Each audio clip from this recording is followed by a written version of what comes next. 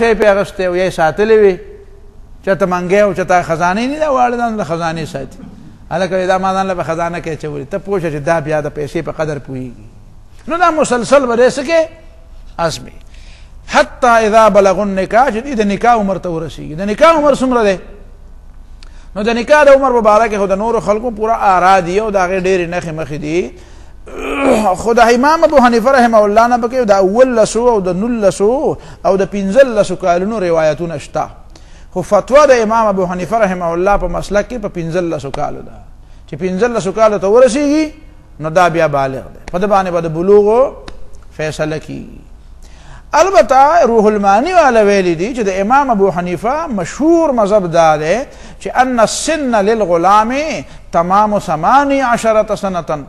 چې د الک د پاره د بلوغ عمر سده 13 کاله او وللجاریه تمام 17 سنه او د جنې د پاره 19 کاله نو دا روح المانی وی د امام ابو حنیفه مشهور روایت دا دی لیکن عام علما جساس والا وغیره وی چې فتوا په دې باندې دا چې دا 15 کاله دي او د دین علاوه د عمر نه علاوه نورم داسې نخې نښانې شته چې په هغې باندې د بلوغ پته لګي پوهېږې په خبره باندې په زنانو کې هم داسې معلومات کېدی شي میندو ته او هغې ته پته لګي او په نو باقي پکې دا د یختو مختو دا مسلې پکې هم دي لکه رسول الله صلی الله علیه وسلم چې بنو قریظه سره هغه معاهده چې هغې ماته کړه او بیا ولا سزا ورکوله نو بیا په هغې کې به دا و چې د چا پته به ولګېده نو نبی علیه الصلاة والسلام وفرمایل چې دا معلومات کوي چې څوک د عمر په باره کې صحیح معلومات نه کوي نو ځان له چېرته یو طرف ته به وځئ پته یې لګوئ چې څنګه چل دی د یختو مختو معلومات یې وکړئ بیا پوهېږې په خبره باندې نو غالبا سعد قرظي یو کس دی هغه وایي زما معلومات یې وکړو نو زه نابالغه وختمه نو پرېښودم او رسول الله صلی الله علیه وسلم عام خبر ادا کړې وه چې لا تضرب الجزیه الا على من جرت علیه المواسی په هغه چا باندې ټیکس من مقرروي چې چا چړې نه استعمال کړي جرت علیه المواسی مواسی د موسی جمع د موسی چړې ته وایي په عربۍ ژبه کې نو دا هم پکې څه نښې مخې نو فإن آنستم منهم رشدا د بلوغ عمر ته خو ورسېده نو بیا به مولا مال نه ورکې بیا به ګورې چې په ده کې رشد شته که نشته کله کله یو سړی بلوغ ته ورسېد 15-14 کالو شو خو د هغې باوجود دی د مال په استعمال هسې څه ماتوقړ غونته کې دی شنډه بېغمه دی اړو د مال پروا نه ساتي نو بیا به ورته انتظار کوي نو رشد معنا دا ده چې دی بیا د مال په استعمال پوهېږي که نه و چې د مال په استعمال هم نه پوهېږي نو څونه پورې به انتظار کوم ورته نو بعد حضراتو دا ویلی دي د 7 کاله پورې به ورته انتظار وکړي د بلوغ نه بعد او که د 7 کالو نه بعد هم دی بیا د دې قابل نه شو نو بیا ولې دا مال ورکړه لیکن دا خبره صحیح نه ښکاري ځکه چې قرآن مخکې ویلي ولا تؤتوا السفهاء اموالکم بېوقوفانو له مال مه ورکوئ نو 7 کاله نه چې 10 کاله پې تېر شي او دی د عقل نه خلاص شي نو مال چې ورله ورکوي خو ضایع کوي به بیا طریقه دا ده چې دا طریقه نه ده چې 7 کاله انتظار ورته وکړي نو طریقه بیا دا ده چې که 7 کاله انتظار کوې نو وکوه ته د هغې نه بعد به بیا اسلامي حکومت ته ووایي چې یاره زه خو د دې ذمهوار نه یم دې له څوک مقرر کړي چې دا پټي وله کړي دا د دوکانونو کرایه وله راغونډوي دا وله کوي دا ګاډي انتظام وله کوي او هغه له باقاعده تنخواه مقرر کوي نو بیا به اسلامي حکومت او اسلامي عدالت ولګي او د ده د دې مال لپاره داسې به یوازې د ده دا نه وي د نورو به وي نو د هغې لپاره به بیا نګرانان مقرر کړي او هغې له به باقاعده د مال نه تنخواه ورکړي او دله به پکې ډوډۍ او شی ورکړي و چې ډوډۍ خوره او چې څو پورې د عقل د پوندو نه بره نه دی راغلی نو بس دا به مال به زموږ سره په اختیار کړي تاله به یې نه درکړي فإن آنستم منهم رشدا که تاسو معلوم کړو دې نه هوښیارتوب او د مال د استعمال طریقه او د مال اهمیت ګوره د مال څومره اهمیت دی دا ولې ځکه دا الله تعالی د ژوند ذریعه جوړه کړه جعل الله لكم قیام نو فادفعوا الیهم اموالهم ورکړئ دې ته دې مالونه ولا تاکلوها اسرافا وبدارا او مخرج دې دا مالونه اسرافا د زیاتی په طریقه وبدارا او په جلدی جلدی ان یکبروا د دې نه مخکې چې دوی غټ شي نه وي چې دی غټېږي چې ماته مال خوړلی نو دا مه کوه ومن کان غنیا څوک چې مالداري فلیستعفف ځان دې ساتي ومن کان فقیرا او څوک چې غریب وي فلیاکل بالمعروف نو خوري په مناسبه طریقه سروس چارجز دی علی خیر دی دا په سروس چارجز باندې دا بینک والا دا شي چې ته به وایې چې مړی پې خو هر کې سروس چارجز ته یې پې کوي نو خیر دی سروس چارجز جایز دی حق الخدمت تا له خدمت وکړو نو ته د هغې فیس خو هغه به د هغه خدمت مطابق وي پوهېږې په خبره باندې که نه دې کې بیا ځان له مسلې دي خو هغه د بینکونو سره تعلق ساتي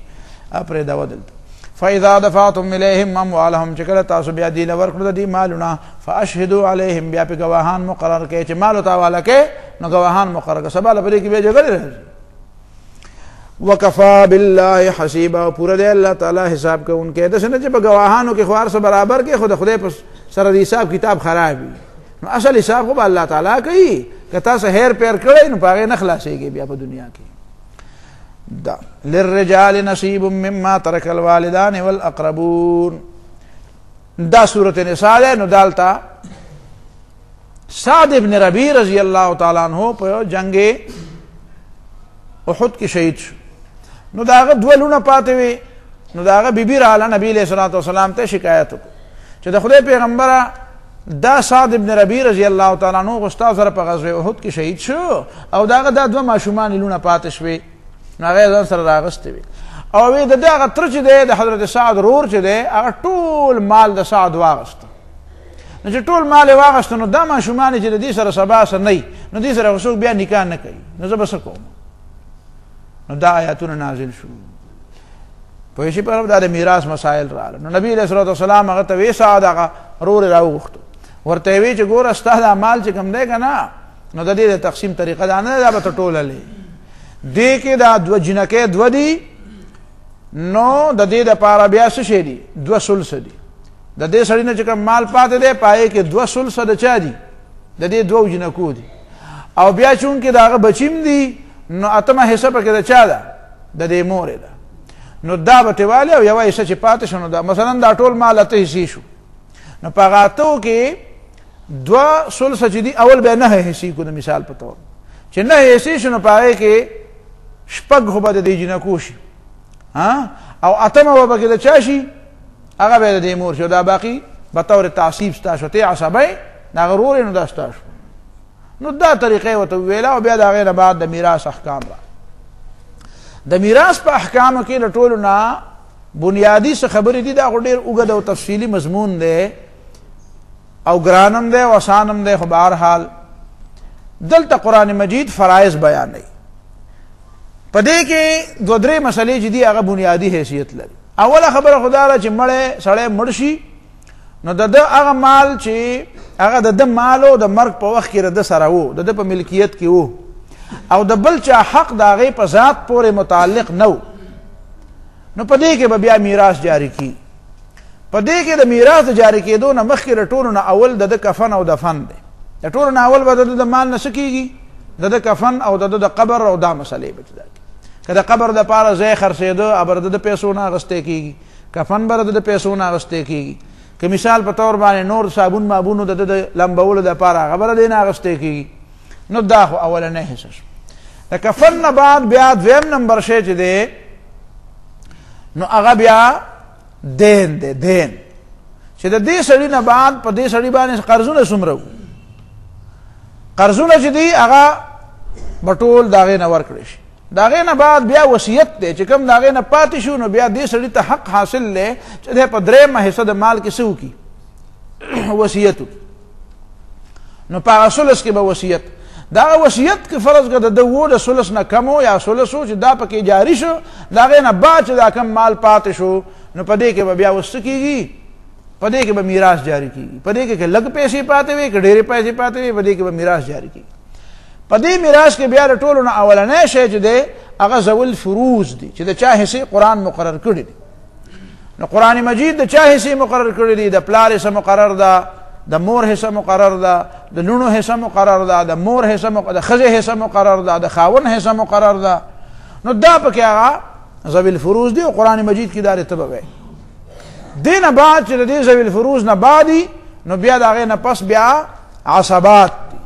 عصبات معنا عصبات هم بیا درې قسمه دي عصبه نسبي عصبه سببي عصبه بالغیر عصبه مع الغیر دا تقسیمات دي پکې خدا بیا ډېره اوږده مسله ده نو بیا عصبات د عصباتو نه بعد بیا څه شی دي نو بیا مولا العتاقه ورته وایي چې سړی دی او هغه دی آزاد کړی دی نو دا مولا العتاقه به دې نه بعد به بیا څوکي بیا به ذوي الارحامي ماما خیل طرف ته ماما طرف ته چې کوم خلک چې د هغې په منځ کې ښځې واسطي پوهېږې په خبره باندې چې دا ذوی الارحام هم نه نو د هغې نه بعد به بیا صحیح نو بیا به مقر له بالنسب علی الغیر ورته وایي چې دا مقر له بالنسب علی الغیر هم نه وي د چا د ورورولۍ دعوی کړی دی دا زما د پلار زوی دی او د هغې دپاره دلیل نشته بل ثبوت نشته سوا د اقرار نه چې دا هم نه نو بیا د هغې نه بعد به بیا اسلامي حکومت وي پوهېږې په خبره باندې اسلامي حکومت وي نو هغه بیت المال ته به هغه دا به لاړ شي نو دا د هغې ترتیبات دي په دې منځ کې بیا په عصباتو کې دا یو خبره په ذهن کې کېنول غواړي چې ذوی الفروض نه بعد چې کوم عصبات دي نو په هغې کې الاقرب فالاقرب به مخکې چې نږدې نو لرې ته به نه رسېږي چې نږدې نو لرې ته به نه رسېږي مثلا چې روري نو ورواره ته به نه رسېږي نو بیا دا په دې کې ترتیب دی هغه ترتیب مثلا عصبه نسبیه دا مثلا عصبه بالنفس چې یو سړی دی د هغه سره چې د مړي کوم نسبت ولټوي نو په دې کې ښځه نه راځي لکه د مثال په طور باندې زوی دی پلار دی او بیا نیکه دی دې ته جد صحیح وایي نو اولنې په عصباتو کې بیا د سړي دپاره نږدې څوک دی ورته زوی پوهېږې په خبره باندې د زوی نه بعد بیا ورپسې رور دی خو چې د پلار د طرف نه پلار سره شریکي بیا د رور نه بعد بیا تر دی نو داسې په دې باندې به داسې راځي او بیا د تر زامن پسې بیا رستو دي نو دا هغه عصبات عصبه بغیره پکې بیا بنت مع اخیها او بنت الابن مع ابن الابن او الاخت مع الاخ دا بیا عصبه په دې ترتیب باندې دي بیا ذوی الارحام دي چې هغه اصحاب الفروض هم نه او عصبه هم نه لکه عمه شوه خال شو خاله شوه ماما شو مامی شوه او ترور شوه او خوریی شو او دارنګې ابن لاخت د خور زوی شو او ابن البنت د لور زوی شو نو دا پکې هغه ترتیبات دي بیا په دې کې د ټولو نه اولنی چې بیا قریب سوکي په دې عصباتو کې نو هغه به بیا مخکې نبی علیہ الصلوۃ والسلام بخاری کی حدیث دی چې الحق الفرائض باهلها فرائض حصے مخکې هغه خلکو له ورکې چې د چا حصے په قرآن کې الله تعالی مقرر کړي او دا یو واجبه مسله ده چې په دې دغه کې په دې میراث په دې مسایلو کې ګوره قیاس میاس نه چلیږي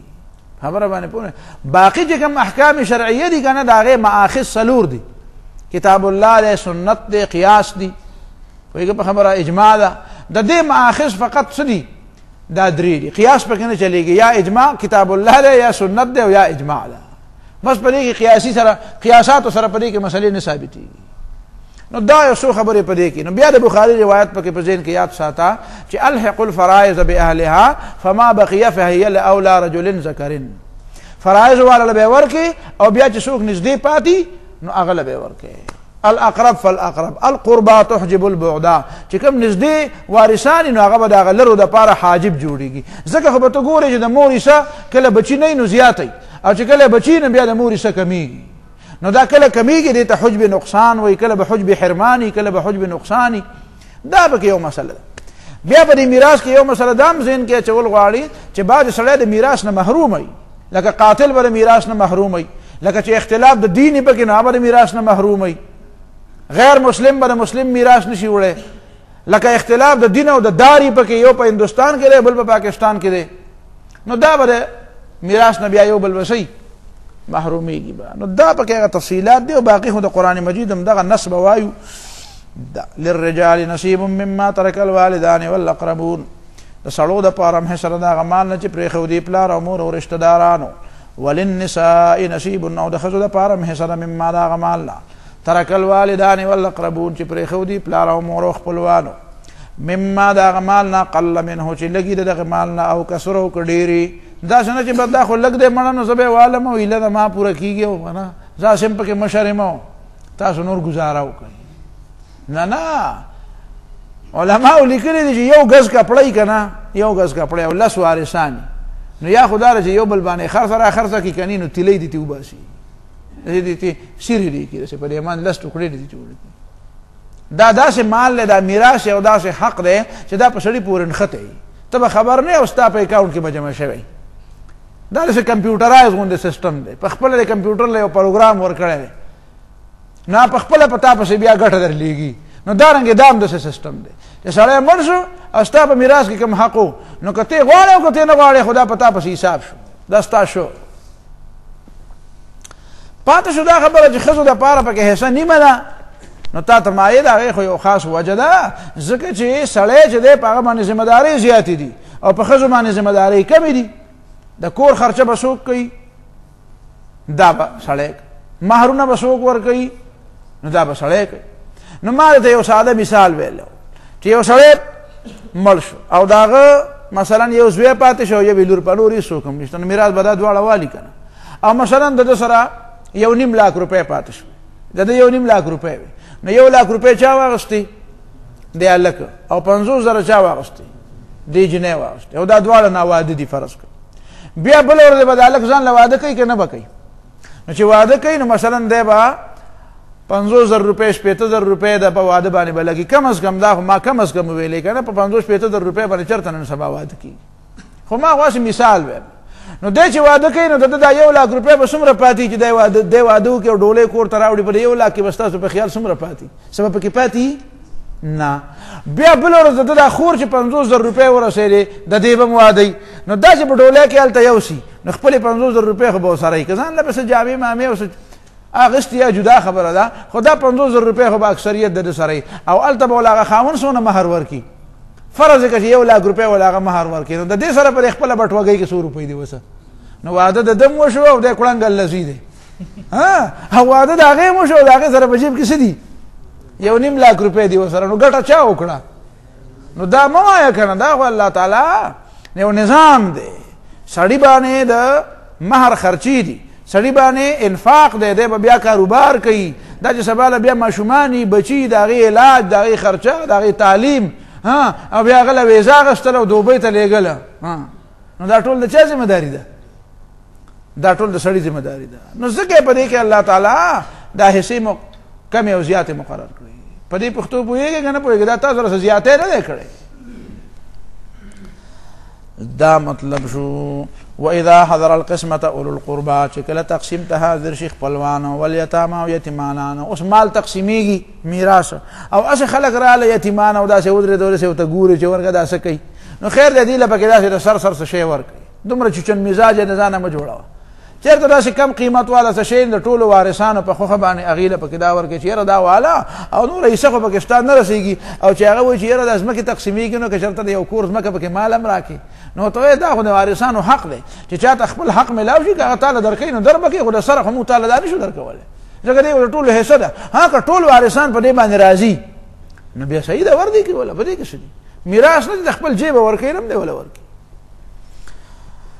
دا فرزقوهم نو د هغې نه هغې له روزي ورکوي منه له دغې مال استحباب دی دا وقولو لهم قولا معروفا او هغې ته ووایه خبره مزیداره غوندې چې یاره دا خو د یو سړي مال نه دی نو موږ دا مشترک مال دی که د یو کس وی نو خو ټیک وه خو دا خو د ټولو شریک دی نو چې ټول پې د ډه نه رضا نه وي نو تا له څنګه درکړي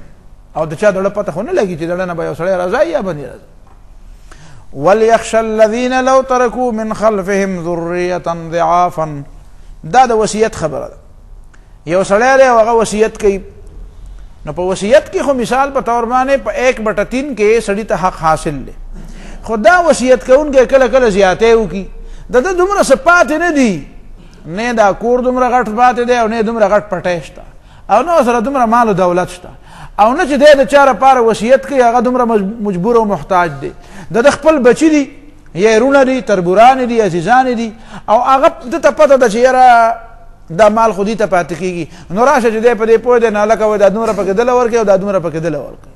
نو هغه خلکو د ضرورت نشته ستا نه چې دا کوم خلک پاتې کېږي دا محتاج دي نو چې دا محتاج دي نو ته خامخا ولې وایې چې د دې نه مال لاړ شي او د بل چا په لاس کې لاړ شي نو ده ته الله تعالی نصیحت کوي چې ګوره خبره باندې پوه شوې هغه وصیت کوونکي ته هم دا خبره کوي او چې دا وطن ناست دي ته هم دا خبره کوي چې دا سړی پوهوي هر سړی چې وصیت کوي نو دی په دې خبره سوچ وکړي چې زما بچي چې دی سبا له داسې شي نو بیا به څنګه وي که زما د بچو یو حق کېږي او بل سړی د هغې حق منې کوي نو دا به څنګه کار نو دلته دل هم پکار ده چې ښه وصیت وکړي یا دا پکار ده چې دې سړي له ښه مشوره ورکړي وليخشى الذین او ودې یریږي هغه وصیت کوونکي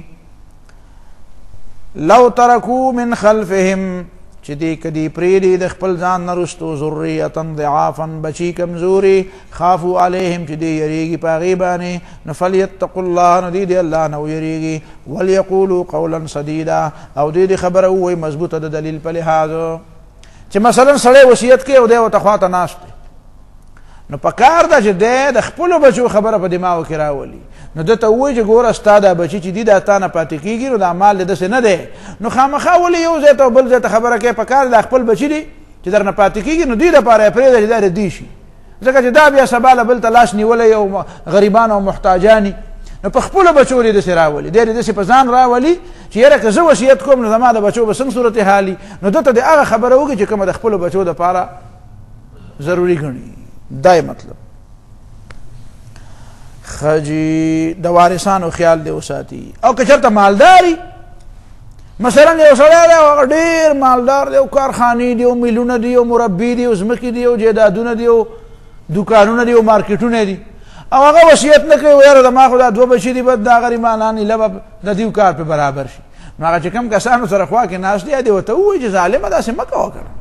ستا د بچي دپاره خو دا ډېر شی تا ولالالې مرداري دی او که څه دي جمع کړي ډېر شی دي جمع کړي خو په کار ده چې غریبانان خلک دلته دي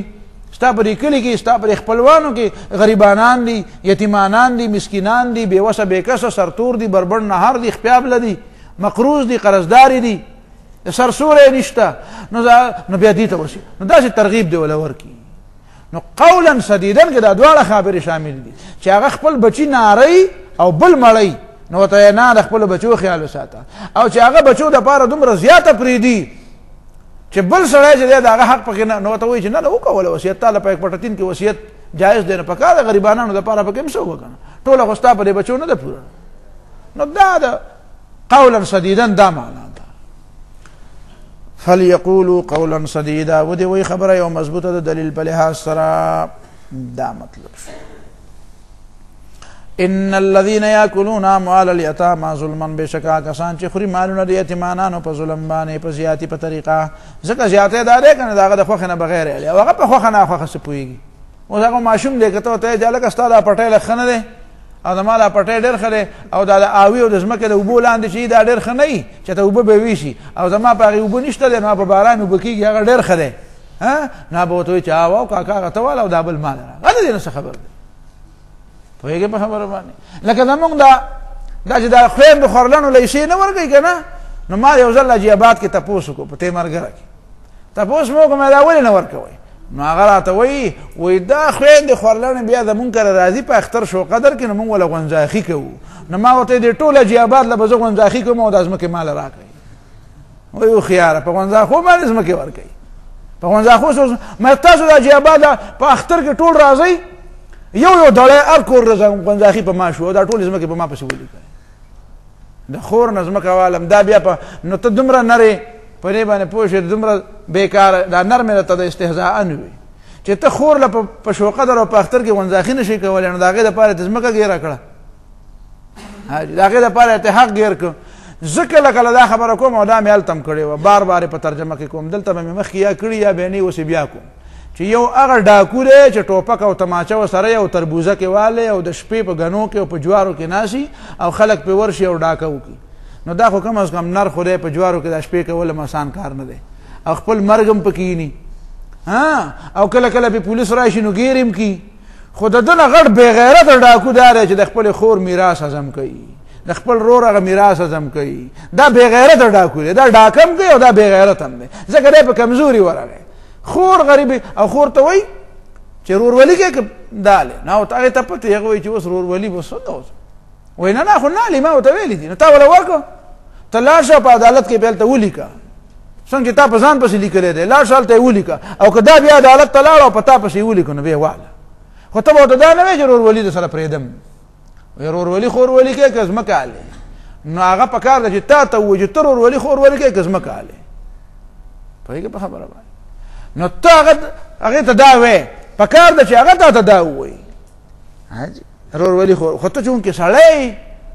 نو ځکه په دې وجه باندې د خپل نه هغه حیثیت نه غلطه فایده هلې چې زما ورته حاجت نشته او د دې خو ما ته حاجت دی نو دا خو ظلم دی او دا انتهایی بې غیرته ډاکو. په پښتو کې څه معنا ده چې څوک د لور خور میراث د خور یا د ترور یا د مور حق نه ورکوي نو دا صحیح. په پښتو کې دته به تاسو څه وایې؟ دته به بې غیرته ډاکو وایې. دا ډاکو هم دی او په ډاکوانو کې بې غیرته ډاکو. دا هغه اجړا ډاکو دی وایي چې مامانګ غلی هغې کې یو دا دی.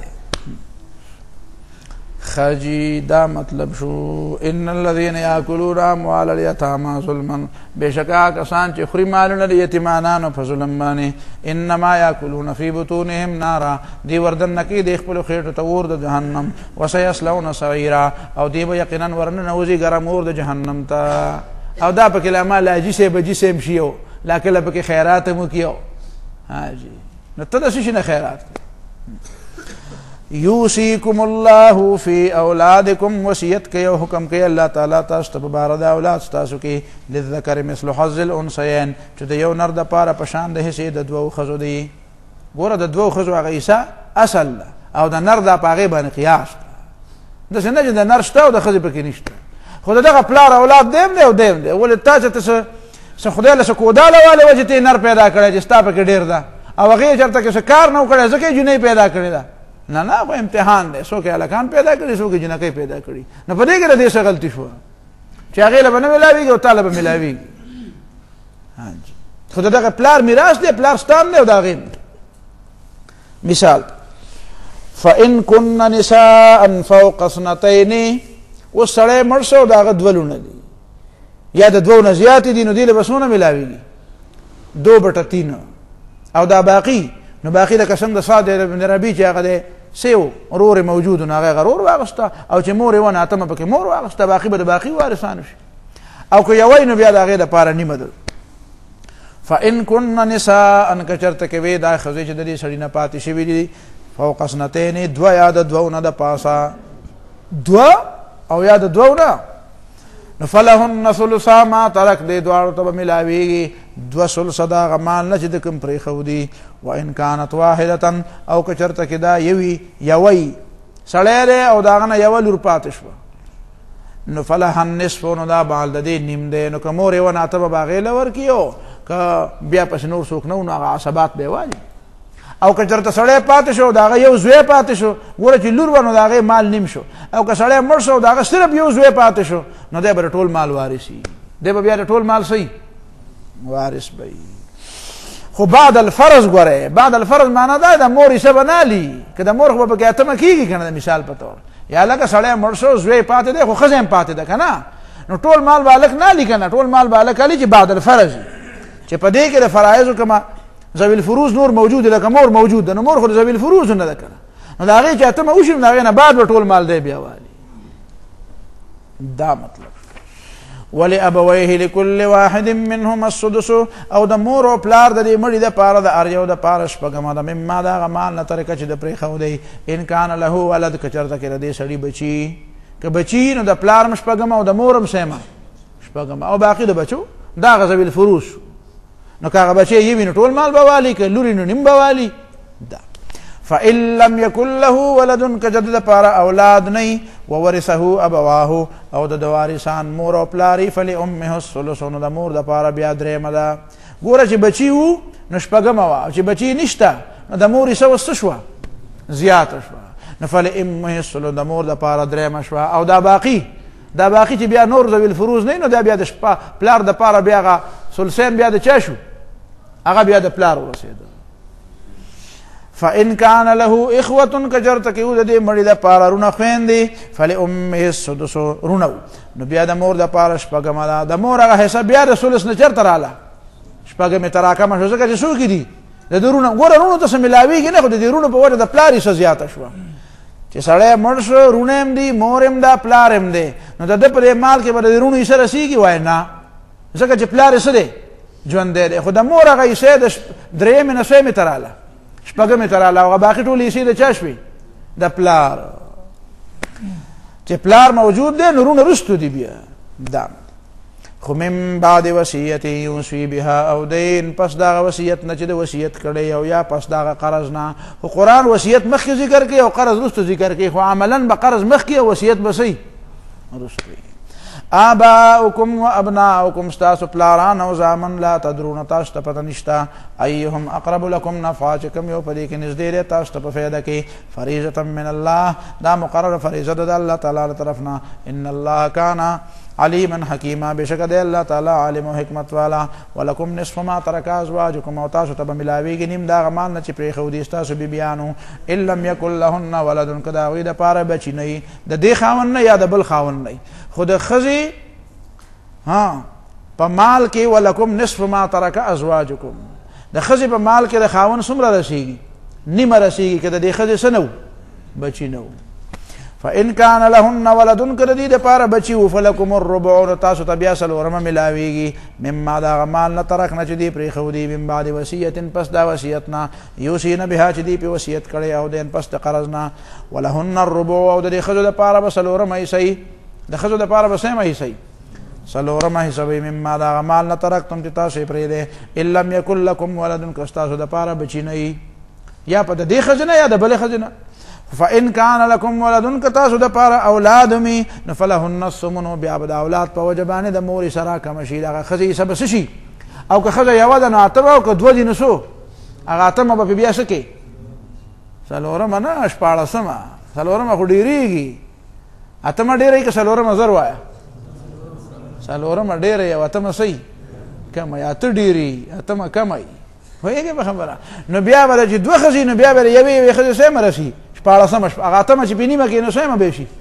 هله به مخکې به دې ګوره وی چې یوه به نو اتمه دې رسېده و د شپاړسمه شوه داسې پکې ورته خوږه کړه وی څیمه دې ورسېده او چې درې وي نو اتمه به په څیمه تقسیم کړي 24 بچې پوهېږې په خبره باندې که نه نو دا او چې بیا څلور وي نو هغه اتمه حصه به په څو حصو تقسیم کړي په څلور حصې به تقسیم کړي بیا ډېرېږي چې څومره ښځې ډېرېږي دومره د حصې ډېرېږي داسې ورته وایه ښځې ولهن الربع فإن كان لكم ولد که ستاسو بچي مو نو فلهن الثمن د ستاسو د دې ښځو دپاره به اتمه ملاویږي مما ترکتم د هغه مال تاسو پرېښودي من بعد وصیت پس د وصیت نه توصون بها او دین چې تاسو پې وصیت کوئ یا من بعد دین پس د قرض نه وإن كان رجل یورث کلالة او که یو سړی چې د هغه میراث وړی کېږي هغه کلالی د کلاله خو ډېرې معنی دي خو صحیح معنا چې په اتفاق د هغه دا ده چې من لا ولد له ولا والده چې نه پلار یې نه اصول او نه صحیح فروع دا الکلاله من تکلل به النسب چې نسب پې ستړی شوی اذا احاط به نسب پرا احاطه کړي فاذا مات الابن او الاب فسمي ذهاب الطرفين كلاله وقد حكي الاجماع على هذا المعنى دا اجماعي معنى دا چې لا ولد له ولا والد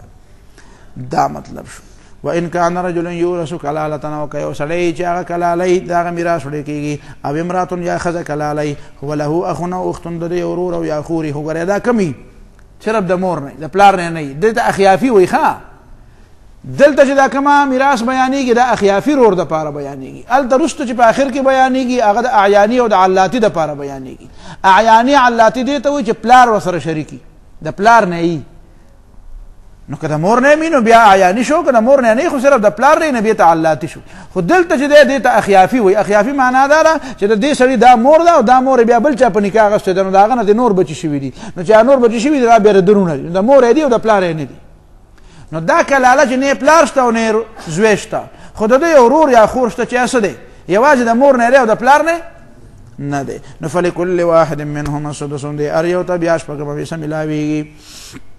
فإن كانوا أكثر من ذلك كديد دي یو ندیرو نو فهم شرکاء فی الثلث نو دی بیا په درېیمه حصه کې شریک دي که دا اخیاپیرونه خویندې د یو ندیرو نو بیا که نارینه دی او که زنانه دی نو په دې ځای کې بیا دا طریقه راځي دلته به بیا سواء بسواء دلته بیا د جنۍ او د هلک فرق نشته د دغې کلاله چې پلارم نشته او زویم نشته خو رور شته او دا رور یا خورې څه دي د خپلې مور نه دي خو دا ډېر دي دوی خویندې دي او دوی رونه دي د دې مور نه او د بل څوک وارثان نشته نو بیا شرکاء فی الثلث د دې مال درېیمه حصه به په دې کې ټول شریکي که هغه درېیمه حصه چې څومره وي نو په دې کې به نر او ښځې ټول صحیح یو شانتې وي دا په میراث کې دا یو ځای داسې دی چې په دې کې به نر او ښځې دواړه صحیح برابري من بعد وصیت پس د وصیتنا یوصى بها چې وصیت کې دي شي په هغې باندې او دین یا پس د قرض نه غیر مضار چې دا به ضرر رسونکی نه وي دا وصیت والا به ضرر نه رسوي چاته په دې وصیت کې وصیتا من الله دا تاکیدی حکم دی د الله تعالی طرفنا والله علیم حلیم او الله تعالی عالم دی او صبرناک دی تلک حدود الله دا مقرر پابندی دی الله تعالی ومن یطع الله ورسوله چا چې د الله تعالی او د رسول خبره ومنله يدخله جنات د نبی کې داسې باغونو ته تجري من تحت الانهار چې بهیږي بلاندې د ونو د هغې نه ولي خالدین فیها همیشه پکې اوسیږي وذلک الفوز العظیم همدا د ډېره لویه کامیابي ومن یعص الله ورسوله او چا چې نافرماني وکړه د الله تعالی او د هغه د پیغمبر ویتعد حدوده او تجاوز وکړه د الله تعالی د حدودنا نو مطلب دا چې اعتقادا نو يدخله نارا حدود مات کړو او دا ماتولې عقیده وساتله د حرام او حلال پروا ونه ساتله نو کافر شو نو يدخله نارا خالدا فيها د نبی کې داسې مور ته چې همیشه پکې اوسیږي وله عذاب مهین او د پاره د عذاب سپکونکې واخر دعوانا